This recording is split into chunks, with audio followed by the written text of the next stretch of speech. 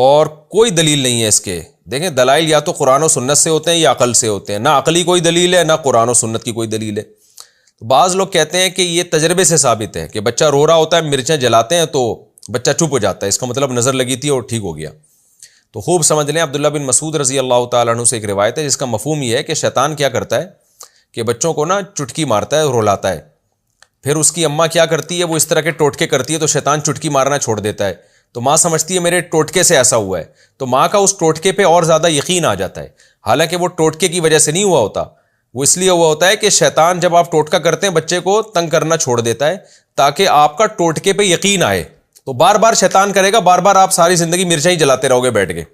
تو اس کا حل یہ کہ بچہ رو رہا ہے تو یہ ٹوٹکے نہ کریں آپ, یہ حرکتیں اوٹ پٹانگ نہ کریں. مرچوں کا بچے کے رونے سے, انگریزوں کے بچے بھی تو روتے ہیں نا, وہ کیا جلاتے ہیں؟ عربوں سعودی عرب میں بھی تو بچے روتے ہیں, وہ کیا جلاتے ہیں؟ تو یہ انڈیا پاکستان میں ہی کیوں مرچوں کو برباد کر رہے ہیں آپ؟ تو فضول حرکت ہے, چھوڑ دیں اس کو. میرے اللہ کا شکر ہے, اللہ کی دین ہے, میں تکبر میں نہیں کہہ رہا اور کوئی شو مارنے کے لیے نہیں کہہ رہا. اللہ نظر بد سے بچائے. میرے 15 بچے ہیں الحمدللہ, آج تک ہم نے نہیں کسی بچے پہ مرچیں جلائیں. ہمارے بچے بھی اللہ کے فضل سے بڑے ہو گئے, تو کچھ چھوٹے ہیں, کچھ بیچ میں ہیں, کوئی بڑے ہونے کی کوشش میں لگے ہوئے ہیں. تو ہر طرح کے بچے الحمدللہ ہیں. تو ہم تو نہیں یہ حرکتیں فضول قسم کی, نام نے کبھی پی لیے کہ جھڑوایا, نہ کبھی جوتے دلوائے ان کے گردن میں. یہ اللہ نے ہمیں ان فضول چیزوں سے محفوظ رکھا ہوا ہے. کوئی بچہ بیمار ہو جائے اللہ سے دعا مانگتے ہیں, ڈاکٹر سے علاج کراتے ہیں, ڈاکٹر سے یا کبھی ہومیوپیتھک, کبھی حکیم, کبھی ایلوپیتھک ڈاکٹر, یہی چل رہا ہے اور اللہ کا فضل ہے جی.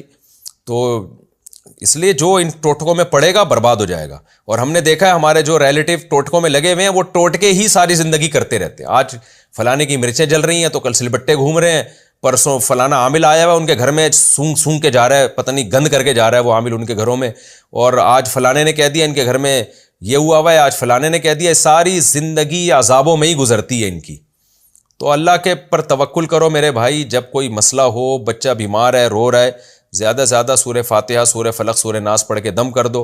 اور کتنی اچھی دعا نبی صلی اللہ علیہ وسلم نے سکھائی ہے. حضرت حسن حسین پر آپ صلی اللہ علیہ وسلم وہ دعا پڑھا کرتے تھے, اعوذ بکلمات اللہ التامہ من کل شیطان وہامہ ومن کل عین لامہ. یہ نظر سے بچنے کی دعا ہے. یہ دعا پڑھ لیا کریں, بچے پہ دم کر دیا کریں, بس اتنا کافی ہے. مرچوں ویسی مہنگی ہو گئی ہیں اور ان چیزوں میں بھی مرچوں کو آپ کر رہے ہیں, تو آپ جلانا چھوڑ دیں, شیطان تنگ کرنا چھوڑ دے گا.